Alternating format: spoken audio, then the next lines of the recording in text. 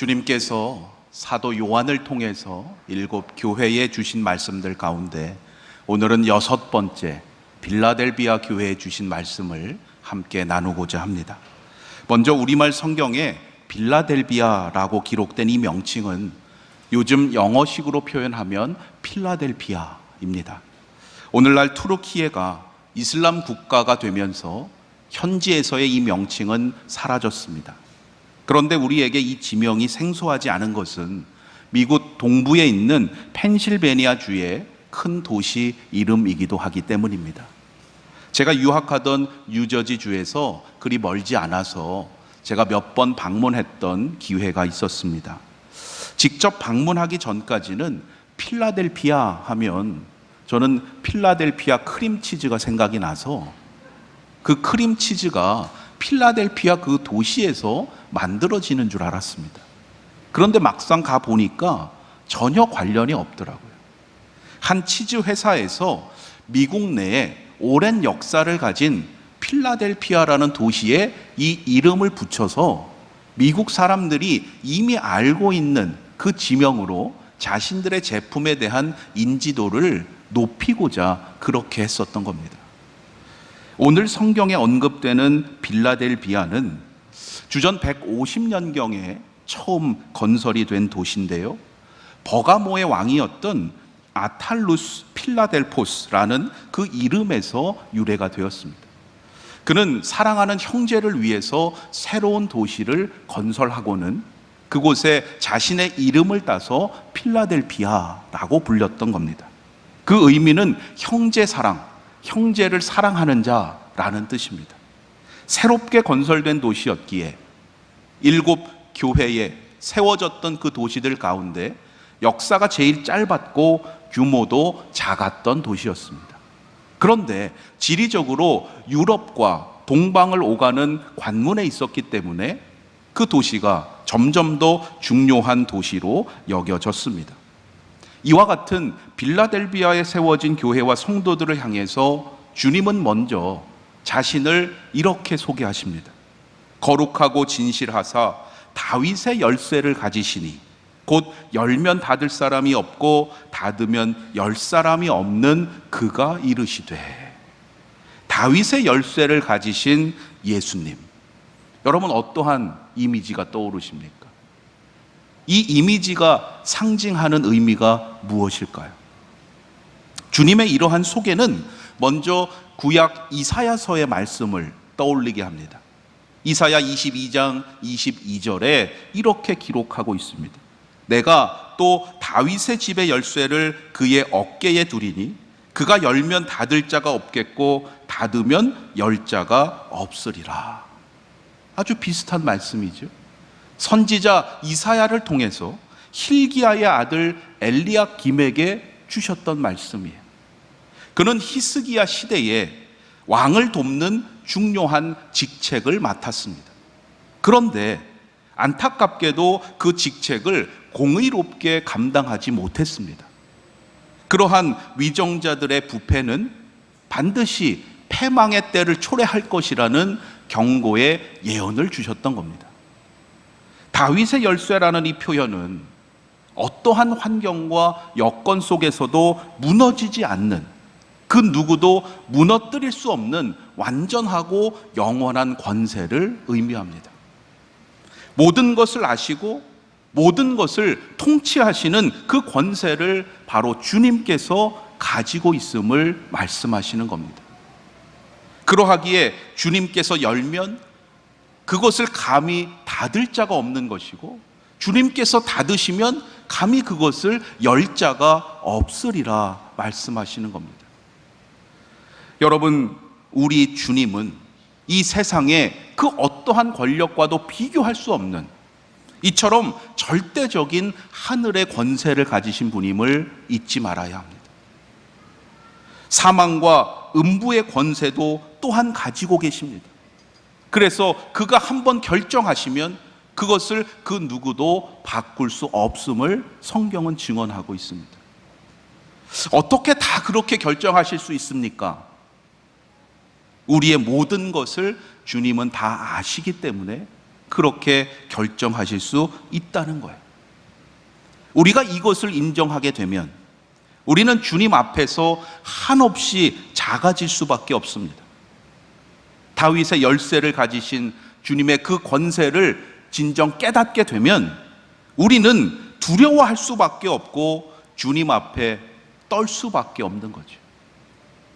그래서 때로 이것을 깨달은 성도들 가운데에 두려움이 너무 커서, 때로 겸손이 너무 지나쳐서 자신의 능력을 스스로 과소평가하기도 합니다.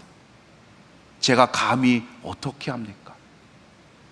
작은 실수라도 할까봐 그것이 부담이 돼서 아예 주님의 일을 맡지 않으려고 한다는 거죠.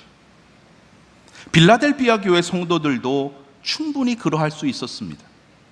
세상의 기준으로 본다면 그 교회는 작고 가난하고 성도의 수도 많지 않았습니다. 무엇인가 큰 일을 할 수 있는 능력이 그들에게는 전혀 없어 보였습니다. 그런데 놀랍게도 그들은 오늘 말씀에 보면 주님께로부터 칭찬을 받습니다.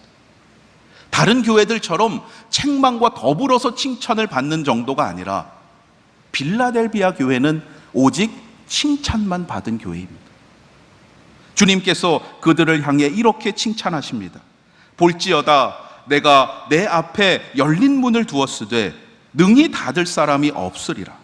내가 내 행위를 아노니 내가 작은 능력을 가지고서도 내 말을 지키며 내 이름을 배반하지 아니하였도다. 여기서 작은 능력이라는 것은 능력이 거의 없다는 뜻이에요. 내세울 만한 능력이 전혀 없었음에도 불구하고 그들은 주님의 이름을 배반하지 않고 끝까지 주님의 말씀을 지켰음을 칭찬하고 있습니다.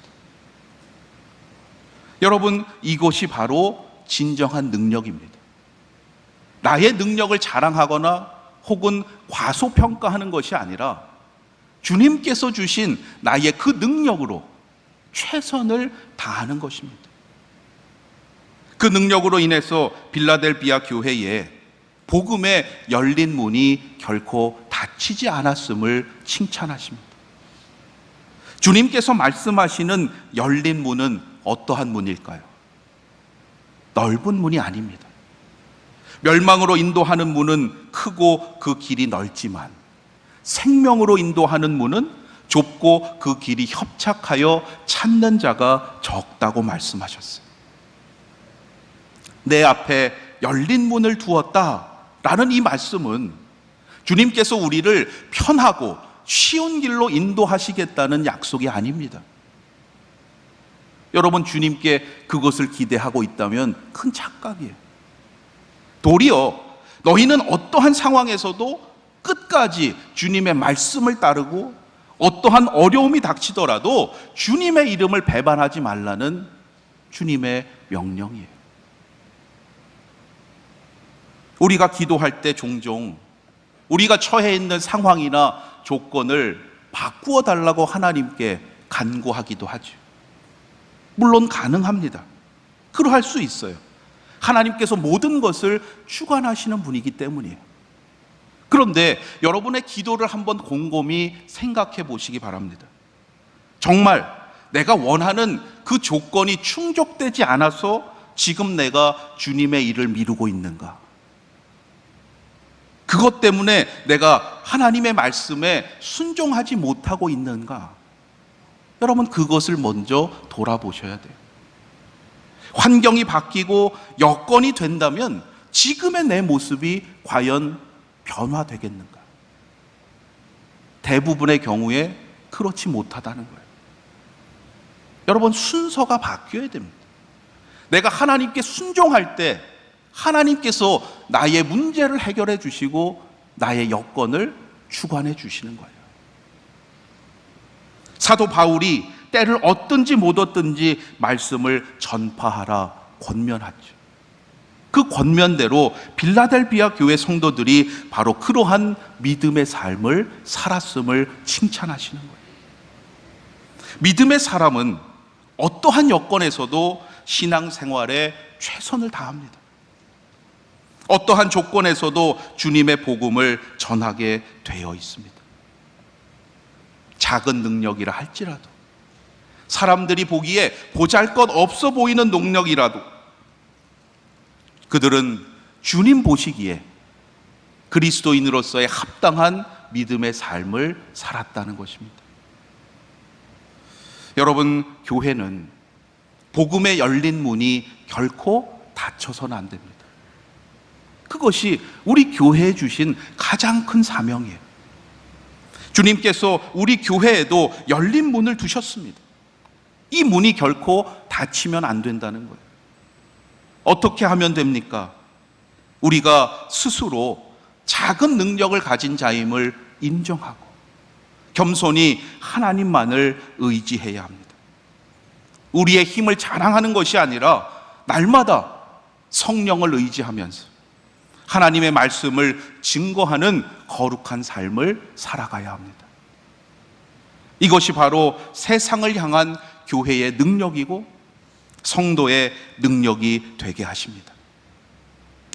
교회의 진정한 능력은 교세가 아니라 주님의 교회다움에 있습니다. 진정한 성도의 능력은 말씀대로 살아가는 성도다움에서 비롯되는 것입니다.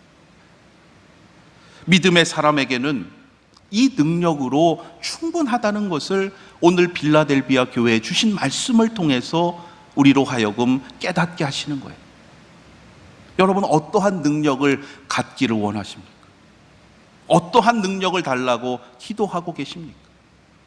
이미 하나님께서는 우리 각자에게 그 믿음의 능력을 주셨어요. 우리에게 능력이 없어서 주님의 일을 못하고 있는 것이 아닙니다.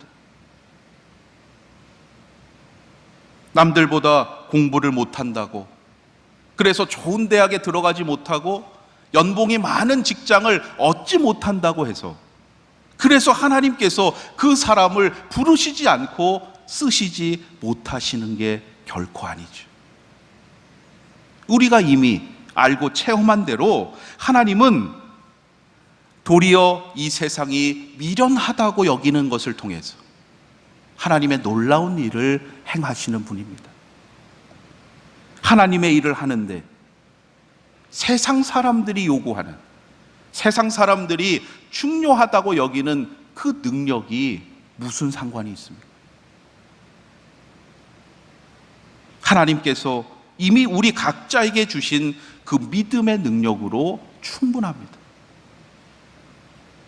그것이 비록 작은 능력이라 여길지라도 하나님께서 그것을 귀히 쓰시기 때문이에요. 오늘도 나를 통해서 일하시고자 하시는 하나님의 그 능력을 여러분 믿으시기를 바랍니다. 무슨 대단한 사역을 해야만 교회에 존재감이 생기고 자랑할 수 있는 것이 결코 아닙니다. 주님께서 두신 복음의 열린 문으로 세상 사람들이 항상 들어올 수 있도록 교회는 교회다움 되고 성도는 성도답기만 하면 되는 것이에요. 믿음의 본질이 아닌 것, 엉뚱한 것으로 교회를 과시하고자 하거나 복음 사역보다 세상적인 힘을 가지려고 교회가 애를 쓰게 되면 그 교회와 성도는 반드시 영적인 싸움에서 패할 수밖에 없음을 우리는 잊지 말아야 합니다. 이어지는 9절 말씀에서 주님은 바로 그러한 자들을 언급하십니다. 보라, 사탄의 회당 곧 자칭 유대인이라 하나 그렇지 아니하고 거짓말하는 자들 중에서 며칠 내게 주어 그들로 와서 내 발 앞에 절하게 하고 내가 너를 사랑하는 줄을 알게 하리라.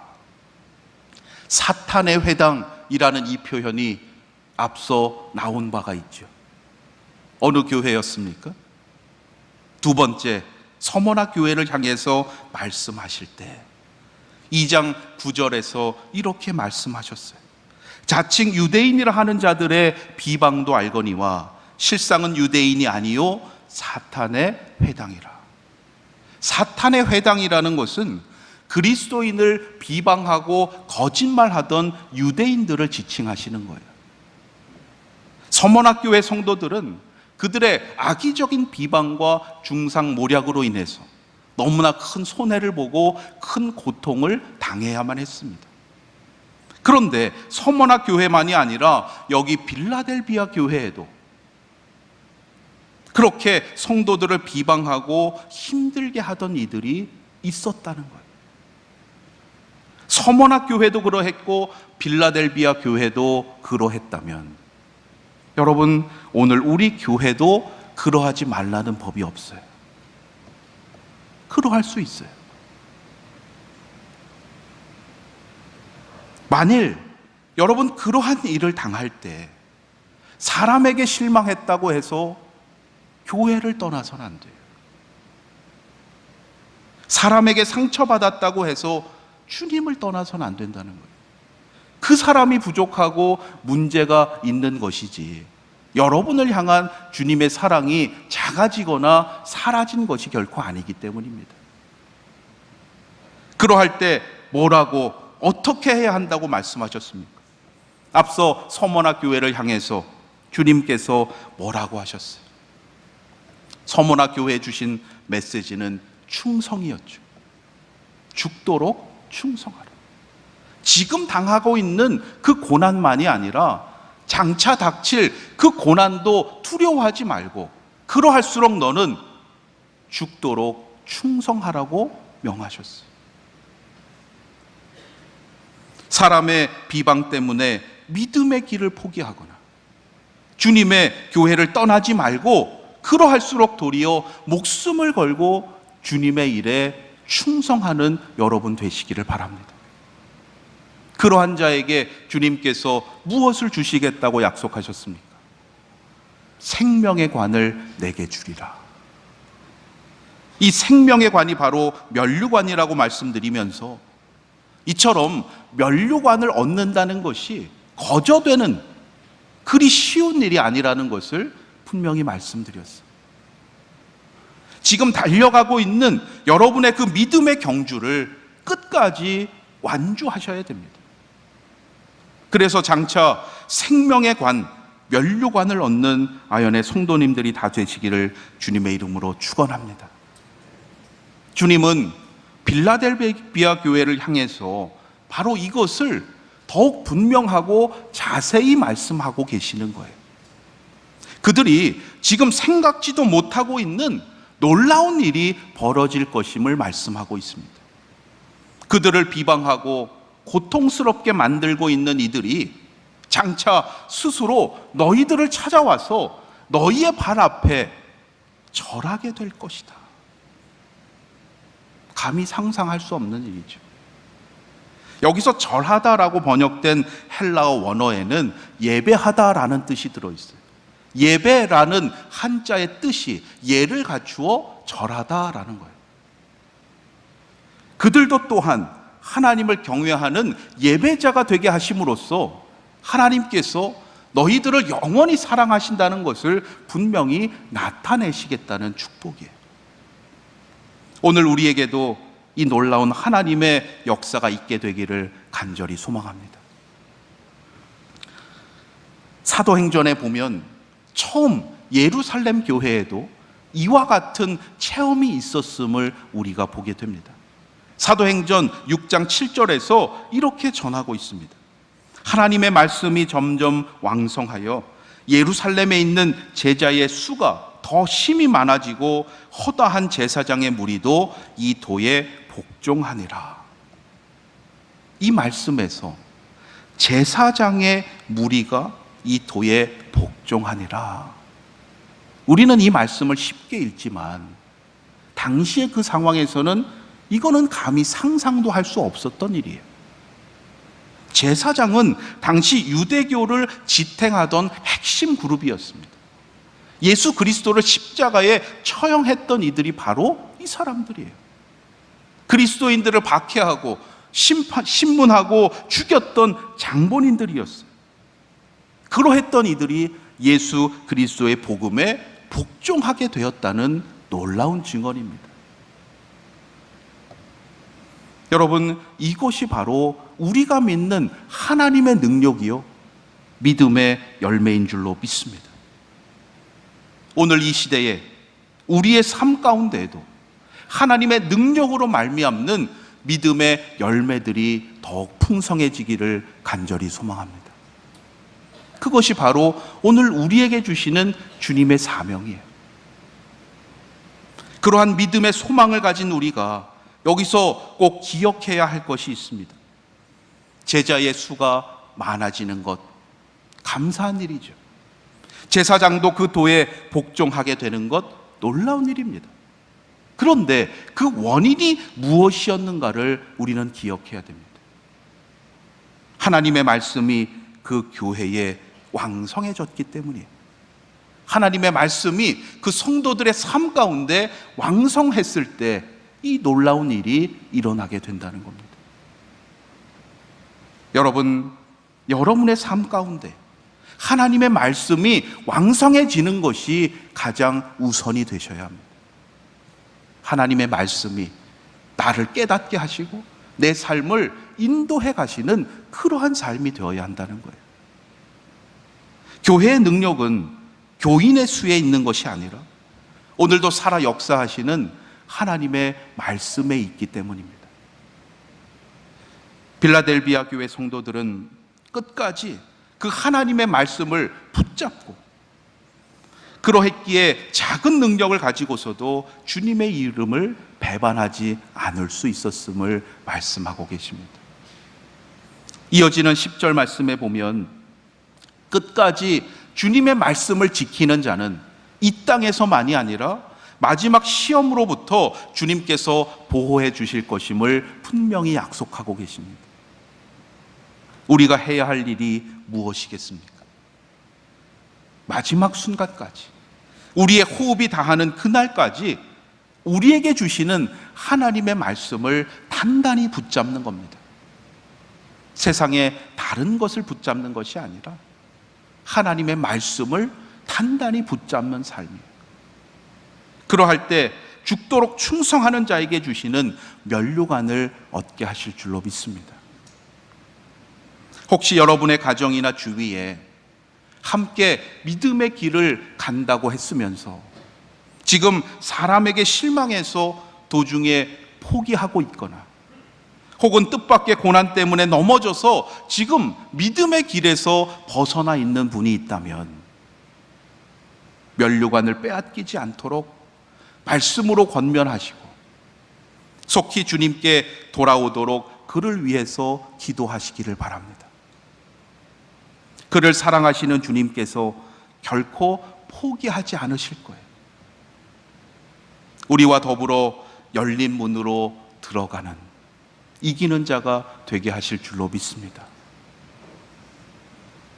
주님은 빌라델비아 교회를 향해서 아무런 책망도 하지 않으셨어요.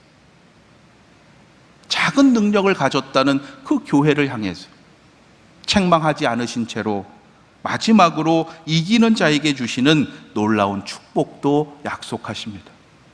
이기는 자는 내 하나님 성전의 기둥이 되게 하리니 그가 결코 다시 나가지 아니하리라. 내가 하나님의 이름과 하나님의 성 곧 하늘에서 내 하나님께로부터 내려오는 새 예루살렘의 이름과 나의 새 이름을 그의 위에 기록하리라. 하나님 성전의 기둥이 되게 하시겠다. 우리가 중요한 역할을 하는 사람을 가리킬 때 기둥 같은 사람이라고 말씀하시죠. 이기는 자를, 그가 가진 능력이 비록 작아 보인다 할지라도 하나님은 성전의 기둥처럼 귀히 세우시고 쓰시겠다는 축복이에요. 여러분과 여러분의 자녀들의 삶이 이러한 복된 삶이 되시기를 주님의 이름으로 축원합니다. 그런데 이 말씀에서는 그 다음에 보다 특별한 의미가 들어 있습니다. 이기는 자는 결코 다시 나가지 아니하리라. 다시 나가지 아니하리라. 성전을 그냥 떠난다, 그 정도의 의미가 아니고요. 이것이 왜 당시 빌라델비아 성도들에게 특별한 의미의 축복이었는가? 빌라델비아는 지진이 잦은 지역이었습니다. 역사 문헌에 따르면 주후 17년경에 아주 큰 지진이 일어나서 빌라델비아를 비롯한 그 주변의 많은 도시들이 다 무너진 그러한 역사가 있습니다. 그때 다른 도시들은 대부분 그 한 번의 큰 지진의 피해 정도로 끝났지만 유독 빌라델비아 지역은 그 이후로도 오랫동안 계속되는 여진 때문에 사람들이 편히 살 수가 없었던 거예요. 땅이 흔들리고 건물이 기울어질 때마다 빌라델비아 사람들은 짐을 싸서 그곳을 떠나야만 했습니다. 조금 괜찮아진다 싶어서 돌아오면 또 땅이 흔들려요. 밤에 편히 잘 수도 없고 일이 손에 잡히지도 않았던 거죠. 그러한 빌라델비아를 떠나지 않고 그곳에서 믿음을 지키고자 했던 이들에게 결코 다시 나가지 아니하리라 약속하시는 주님의 이 말씀이 얼마나 큰 소망이요 축복이었겠습니까?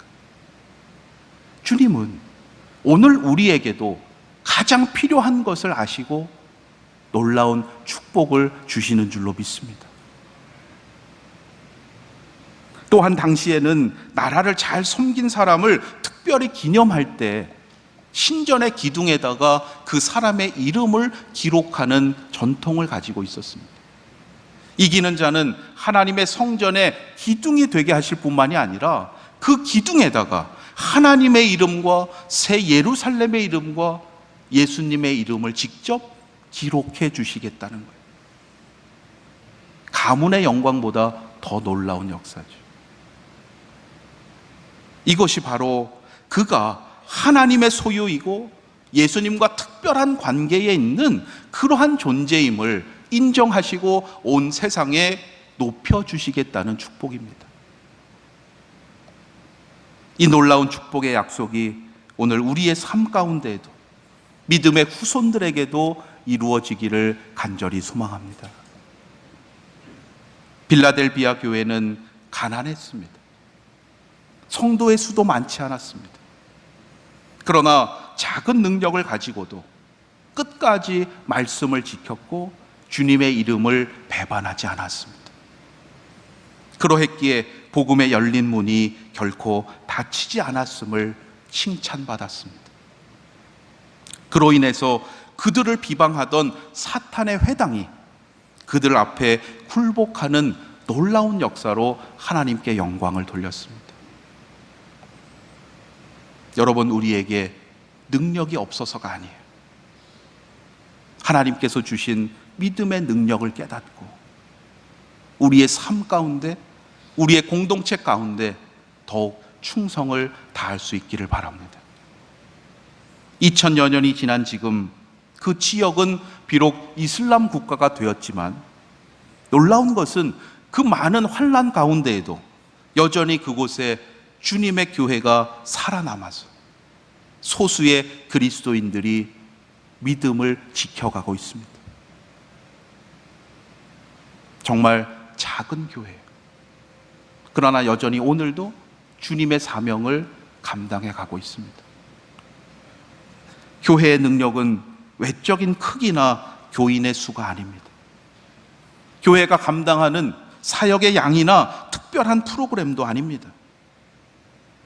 하나님의 말씀이 진정 왕성하여져서 교회다움을 잃지 않을 때 우리가 생각하기에는 작은 능력이라 할지라도 하나님께서 귀히 쓰시고 높여주실 줄로 믿습니다.